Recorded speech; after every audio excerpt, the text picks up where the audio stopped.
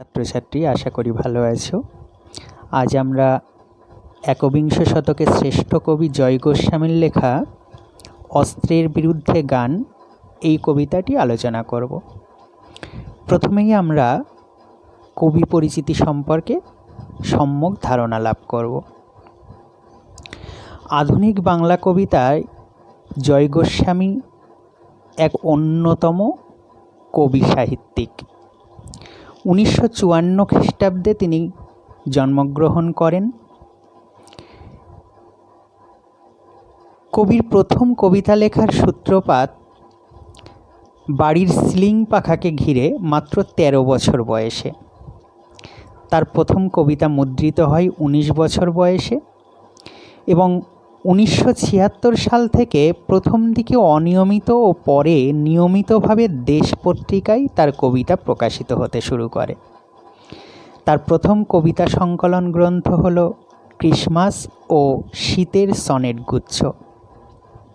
আধুনিক বাংলা কবিতার পাঠক আপন বৈশিষ্ট্যে উজ্জ্বল এক নতুন কবিকে আবিষ্কার করল, আর এই কবি একে একে পাঠককুলকে চমকিত করে উপহার দিতে থাকলেন।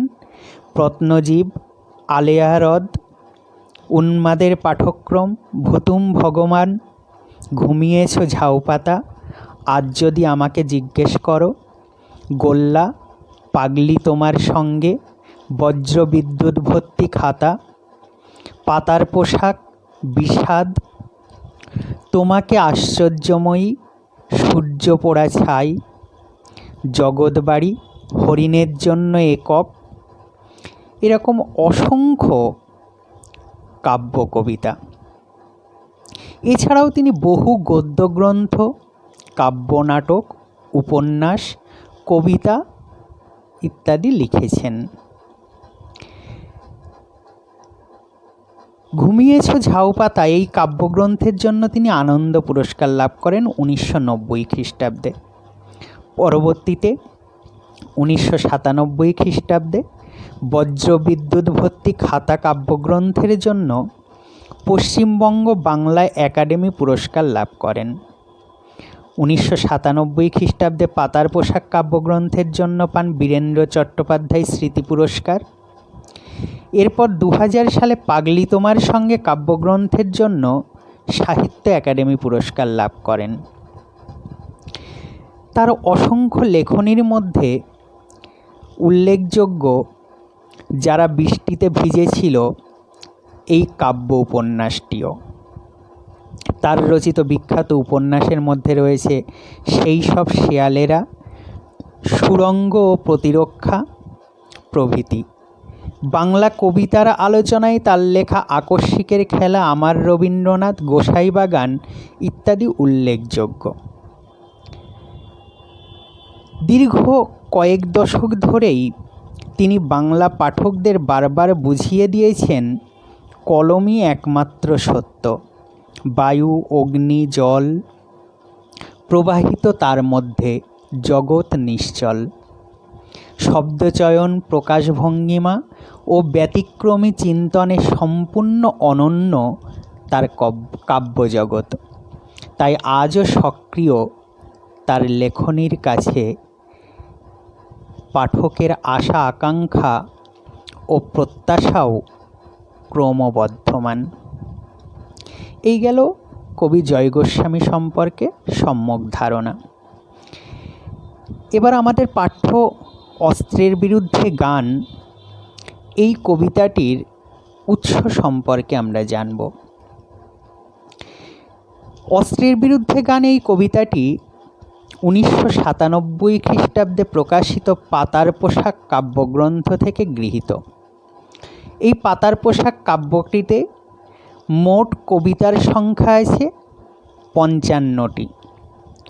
অস্ত্রের বিরুদ্ধে গান এই কবিতাটি এই গ্রন্থের 20 সংখ্যক কবিতা। তাহলে মূল কাব্যগ্রন্থ হলো পাতার পোশাক, আর এটি মূল কাব্যের 20 সংখ্যক কবিতা। এই কবিতাটি একটি যুদ্ধ বিরোধী কবিতা। কবিতায় কবি অস্ত্রের বিরুদ্ধে মানবতার জয়গান গেয়েছেন। অস্ত্রের বিরুদ্ধে তিনি গানকে অবলম্বন করেছেন। কবি সবাইকে অস্ত্রের বিরুদ্ধে গানের কাছে অস্ত্রকে বিসর্জনের আহ্বান জানিয়েছেন। অর্থাৎ হিংসায় উন্মত্ত এ পৃথিবীতে গানই হয়ে উঠেছে তার একমাত্র আশ্রয়। কবির বিশ্বাস, গানের সুদূর প্রসারী বিস্তার যুদ্ধবাজ প্রবল পরাক্রমশালী সাম্রাজ্যবাদী শক্তিকে পদানত করে সমগ্র সমাজ সংসারকে শান্তির ললিত বাণী শোনাতে সক্ষম হবে এবং মানবতার জয় সুনিশ্চিত করবে। অর্থাৎ এই কবিতাটি এক কথায় যুদ্ধ বিরোধী কবিতা এবং মানবতার জয়গান সূচিত হয়েছে এই কবিতার মধ্য দিয়ে। সমগ্র সমাজ সংসারকে শান্তির বাণী শোনাতে তিনি অস্ত্রের বিরুদ্ধে গানকে ব্যবহার করবার আহ্বান জানিয়েছেন। এই হলো কবিতাটির সাধারণ একটা বিষয়কে নিয়েই তিনি রচনা করেছেন এক অসাধারণ মানবতার জয়গান সূচিত এই কবিতাটি। দেখব এবার আমরা কবিতাটি। প্রথমে কবিতাটি দেখো। বলছে, অস্ত্র ফেলো, অস্ত্র রাখো পায়ে, আমি এখন হাজার হাতে পায়ে এগিয়ে আসি, উঠে দাঁড়াই, হাত নাড়িয়ে বুলেট তাড়াই, গানের বর্ম আজ পড়েছি গায়ে। গান তো জানি একটা দুটো, আঁকড়ে ধরে সে খড়কুটো, রক্ত মুছি শুধু গানের গায়ে। মাথায় কত শকুন বা চিল, আমার শুধু একটা কোকিল, গান বাঁধবে সহস্র উপায়ে। অস্ত্র রাখো, অস্ত্র ফেলো পায়ে, বর্ম খুলে দেখো আদুর গায়ে, গান দাঁড়ালো ঋষি বালক, মাথায় গোজা ময়ূর পালক, তোমায় নিয়ে বেড়াবে গান নদীতে দেশ গায়ে। অস্ত্র ফেলো, অস্ত্র রাখো, গানের দুটি পায়ে। এই লেখনীর মধ্যেই এক যুদ্ধের বিরুদ্ধে তিনি গানকে অবলম্বন করে সাধারণ মানুষকে শান্তির বাণী শোনাতে চেয়েছেন। যুদ্ধ নয়, শান্তি চাই, যুদ্ধের পরিবর্তে শান্তির বাতাবরণ এই কবিতার মধ্যে রচিত হয়েছে।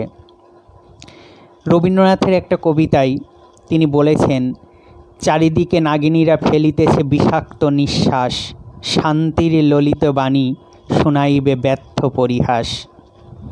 এখানেও সেই রকম চারিদিকে যখন একটা যুদ্ধ বিগ্রহের পরিস্থিতি, সাম্রাজ্যবাদী শক্তি চারিদিকে তাদের পরাক্রমশালী প্রভাবকে, প্রতিপত্তিকে এগিয়ে নিয়ে যাবার জন্য যুদ্ধের বাতাবরণ রচনা করছে, তখন মানুষ অস্তিত্বের সংকটে পড়েছে।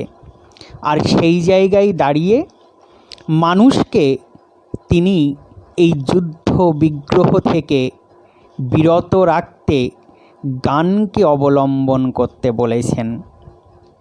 গান আমাদের জীবনকে এক সুদূর প্রসারী প্রভাব বিস্তার করতে পারে। দেখো কবিতাটি। প্রথমে বলছে, অস্ত্র ফেলো, অস্ত্র রাখো পায়ে।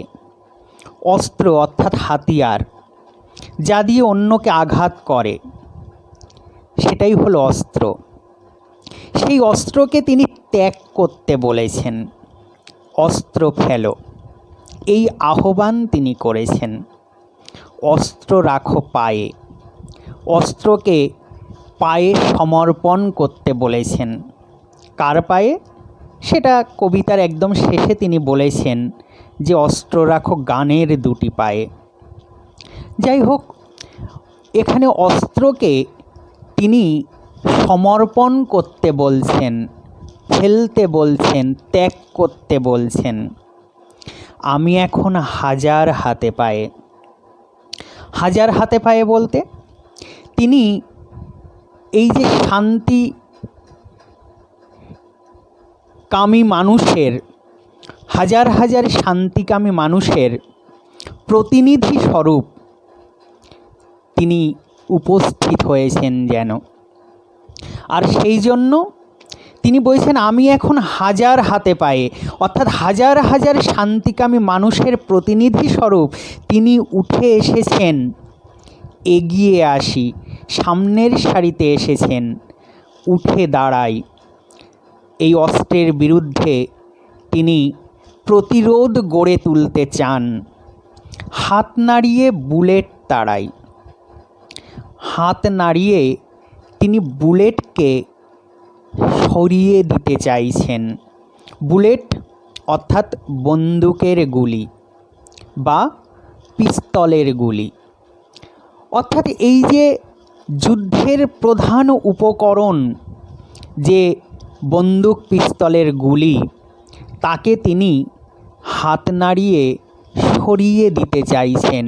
হাজার হাজার শান্তিকামী মানুষের প্রতিনিধি স্বরূপ তিনি সামনে এসেছেন, দাঁড়িয়েছেন এবং এই অস্ত্রকে ত্যাগ করবার আহ্বান জানিয়েছেন। তার জন্য তিনি কি করেছেন? গানের বর্ম আজ পরেছি গায়ে। তিনি আজকে গানের বর্ম গায়ে পড়েছেন।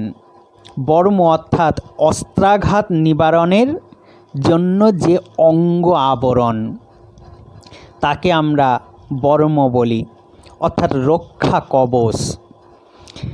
অস্ত্রের আঘাত থেকে রক্ষা পাওয়ার জন্যে যে পোশাক পরা হয় সেটাই হলো বর্ম। এখানে তিনি সেই বর্মস্বরূপ কোন বর্মকে আহ্বান করেছেন বা তিনি পরেছেন? গানের বর্ম, অর্থাৎ গানকে তিনি সেই অস্ত্রাঘাত নিবারণের অঙ্গাবরণ হিসাবে ব্যবহার করেছেন। করে তিনি সামনে এসে দাঁড়িয়েছেন। গান তো জানি একটা দুটো। তিনি অবশ্য স্বীকার করেছেন যে তিনি গান বেশি জানেন না, গান জানেন মাত্র একটা দুটো। আঁকড়ে ধরে সে খড়কুটো, খড়কুটোর মতন সেটাকেই তিনি আঁকড়ে ধরতে চেয়েছেন। খড়কুটো অর্থাৎ বিচালি বা শুকনো ঘাস। মানুষ যখন কোনো রকম বিপদের সম্মুখীন হয়, বিশেষ করে জলে, তখন সে নিজের জীবনকে বাঁচানোর জন্য সামান্য খড়কুটোকেও আঁকড়ে ধরতে চায়। কবিও ঠিক তেমনি, যে একটা দুটো মাত্র গান তিনি জানেন, সেই অল্প গানকেই তিনি খড়কুটোর মতো আঁকড়ে ধরতে চান। রক্ত মুছি শুধু গানের গায়ে। এই যে যুদ্ধের ভয়াবহ পরিবেশ পরিস্থিতি, রক্তক্ষয়ী যে সংগ্রাম, সেই সংগ্রামের রক্তাক্ত পরিবেশের রক্তকে তিনি গানের গায়ে মুছে দিতে চান। অর্থাৎ গান দিয়ে তিনি সব কিছুকে মুছিয়ে দিতে চান। মাথায় কত শকুন বা চিল। শকুন চিল দুটোই মাংসাশী পাখি। সাধারণভাবে এখানে শকুনচিল হিসাবে সেই সমস্ত মানুষদেরকেই তিনি নির্দেশ করেছেন যে সমস্ত মানুষরা স্বার্থপর বা সুযোগ সন্ধানী, সুবিধাবাদী ও লোভী মানুষের দলদেরকেই তিনি এই শকুন বা চিল এর এই প্রতীকে ব্যবহার করেছেন। কারণ তারা নিজেদের স্বার্থ চরিতার্থ করবার জন্য শকুন এবং চিলের মতো তীক্ষ্ণ দৃষ্টিতে নজরদারি চালায় চারিদিকে। কবি যখন মানবতার জীবনজয়ী গানকে সঙ্গী করে অস্ত্রের বিরুদ্ধতা করছেন, তখনও এই শকুনচিলরূপী মানুষের দৃষ্টি এড়ানো সম্ভব হয়নি। তবুও কবি নিজের লক্ষ্যে অটল ও অবিচল। আর সেই কারণেই তিনি এই শকুনচিলের দৃষ্টিকে উপেক্ষা করে আমার শুধু একটা কোকিল গান বাঁধবে সহস্র উপায়ে, তিনি তার একটা কোকিলের রূপে সহস্র উপায়ে গানের সুন্দর সুরের মধ্য দিয়ে নিজেকে প্রসারিত করে সামনের দিকে এগিয়ে নিয়ে যাবেন। অস্ত্র রাখো, অস্ত্র ফেলো পায়ে। অস্ত্রকে তিনি রাখতে বলছেন, অস্ত্রকে তিনি পায়ে ফেলতে বলছেন। বর্ম খুলে দেখো আদুর গায়ে। বর্ম আগেই বলেছি যে পোশাক বিশেষ, অস্ত্রের আঘাত থেকে রক্ষা পাওয়ার জন্য গায়ে যে পোশাক পরা হয় সেই পোশাককেই বর্ম বলা হচ্ছে। সেই বর্ম খুলে আদুর গায়ে। আদুর কথার অর্থ হলো অনাবৃত বা খোলা। এই শব্দটি প্রয়োগ করে কবি মূলত হিংসা ও বিদ্বেষপূর্ণ মানবিকতা ত্যাগ করে উদার হওয়ার কথা বলেছেন। বর্মের কি প্রয়োজন? যদি যুদ্ধ না থাকে, যদি অস্ত্রের ঝনঝনানি না থাকে, তাহলে তো বর্মের কোনো প্রয়োজন নেই। তাহলে আদুর গায়ে অর্থাৎ খোলা গায়ে, অনাবৃত গায়েই আমরা স্বচ্ছন্দ বিচরণ করতে পারি। আসলে বরাবরের জন্য কবি সাহিত্যিকেরা চিরকাল আশাবাদী। তারা নতুন স্বপ্ন দেখেন, মানুষের মনে বিশ্বাস ও প্রীতি জাগাতে তারা স্বপ্ন দেখান বা দেখতে সাহায্য করেন। বিশ্ব যখন অস্ত্রের ঝনঝনানিতে মুখর, সভ্যতা যখন প্রায় বিপন্ন, তখন কবিতার বিরুদ্ধে রুখে দাঁড়াতে বলেছেন। তবে অস্ত্র নিয়ে নয়, কি দিয়ে রুখতে হবে? গান দিয়ে রুখতে হবে। তাই হিংসার আবরণ খুলে দিয়ে উদার মনে শঙ্কাহীন চিত্তে মানুষকে উদ্বুদ্ধ করবার জন্যই তিনি আহ্বান জানিয়েছেন আদুর গায়ে, বর্ম খুলে আদুর গায়ে দাঁড়ানোর আহ্বান জানিয়েছেন। তাহলেই দেখতে পাবে যে গান দাঁড়ালো ঋষি বালক, মাথায় গোজা ময়ূর পালক। তাহলেই তিনি ঋষি বালক, অর্থাৎ পৃথিবীতে যখনই সৃষ্টি ও স্রষ্টা বিপন্নতার মুখে পড়েছে, তখনই এই বিবেকবোধ পরিত্রাতার ভূমিকা অবলম্বন করেছে। এক্ষেত্রে মাথায় ময়ূর পালক গোজার অনুষঙ্গে শ্রীকৃষ্ণ ও তার অধর্মের বিরুদ্ধে লড়াইয়ের প্রসঙ্গকে উপস্থাপন করতে চেয়েছেন, যেখানে হিংসার কোনো প্রবেশাধিকার নেই। কবিকল্পিত এই ঋষি বালক যেন এক সুরপ্লাবী শান্তিময় পৃথিবীর দূত। শ্রীকৃষ্ণকে তিনি কেন স্মরণ করেছেন? না, একমাত্র এই ঈশ্বর অর্থাৎ এই দেবতার হাতে কোনো রকম অস্ত্র নেই, রয়েছে কি না বাঁশের বাঁশি। সেই বাঁশির সুরে তিনি সমগ্র বিশ্বকে মাতিয়ে দিয়েছিলেন। ঠিক তেমনি করে আজকেও এই অস্ত্রের বিরুদ্ধে গানের সুর চারিদিককে মাতিয়ে দিয়ে সাধারণ মানুষকে শান্তির ললিত বাণী শোনাতে সফল হয়ে উঠবে বলে কবি মনে করেন। তোমায় নিয়ে বেড়াবে গান নদীতে দেশ গায়ে। নদীতে দেশ গায়ে চারিদিকে এই গান প্রসারিত হয়ে উঠবে। অস্ত্র ফেলো, অস্ত্র রাখো গানের দুটি পায়ে। অস্ত্র ফেলতে তিনি আহ্বান করছেন এবং অস্ত্রকে তিনি রাখতে বলছেন। কোথায়? না গানের দুটি পায়ে। নিজেদের মধ্যে এক অমানুষী রক্তক্ষয়ী যুদ্ধে লিপ্ত না হয়ে বরং অস্ত্রকে দূর করে দিয়ে নিজেদের মধ্যে মৈত্রীর বন্ধনে আবদ্ধ হয়ে মানুষ যাতে তাদের মানবিকতার এবং মনুষ্যত্ব বোধের জাগরণ ঘটাতে পারে, সৌভ্রাতৃত্বে ভরা এক পৃথিবী গড়ে তুলতে পারে, তারই আহ্বান করতে গিয়ে তিনি অস্ত্রকে দূরে সরিয়ে রাখতে চেয়েছেন। কারণ অস্ত্র মানেই ক্ষয় ও বিনাশ। সভ্যতার মানুষকে বারবার আহত এবং পর্যুদস্ত করে অস্ত্র। পৃথিবীব্যাপী বেশিরভাগ অমঙ্গল অকল্যাণের এটিই মূল কারণ। অস্ত্রের কারণেই মানুষ তার মনুষ্যত্ব হারায়। সে নিজের বিবেক কিংবা শুভবুদ্ধির উপর নিয়ন্ত্রণ রাখতে পারে না। অন্যদিকে গান মানুষের অন্তরের স্বতঃস্ফূর্ত স্বাভাবিক প্রকাশ। গানের সুর লালিত্যেই মানব মনের দয়া, মায়া, প্রেম, মুক্তি চিরকাল ধরে প্রকাশ লাভ করে। তাই ধ্বংস বা বিনাশকে প্রতিহত করে মনুষ্যত্বকে পুনঃপ্রতিষ্ঠিত করতে কবি অস্ত্র ত্যাগ করতে বলেছেন, অস্ত্র পরিহার করতে বলেছেন।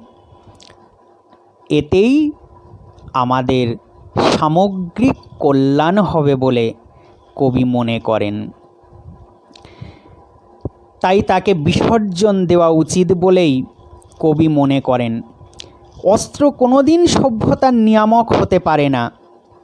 মানুষকে সে হিংস্রতা, প্রভুত্ব ও ভীতি প্রদর্শনের হাতিয়ার রূপে উপস্থাপিত করে। তাই কবিকণ্ঠে প্রকাশ পায় মানবতার সুনিশ্চিত জয়, যা অস্ত্র ত্যাগের মধ্য দিয়ে গানকে অবলম্বন করে এগিয়ে যাওয়ার মধ্যেই সেই প্রকাশ তিনি লাভ করেন। ক্ষমা, মায়া, প্রেম এই চিরকালীন মানবিক আবেদনগুলি গানের মধ্য দিয়েই প্রকাশিত হয়। তাই তো কবি তার সুরময়তার সাহায্যে মানুষের অন্তঃসত্ত্বার বিকাশ ঘটাতে এবং মানুষের হৃদয়বৃত্তির সূক্ষ্ম সুন্দর প্রবাহকে এগিয়ে নিয়ে যেতে, তাকে উদ্বুদ্ধ করতে, গানের আশ্রয় গ্রহণ করতে আহ্বান করেছেন। এই কবিতার মধ্যে সে কথাই প্রকাশিত হয়েছে। দেখবে কবিতাটি, কোথাও বুঝতে অসুবিধা হলে জানাবে। আজ এই পর্যন্ত।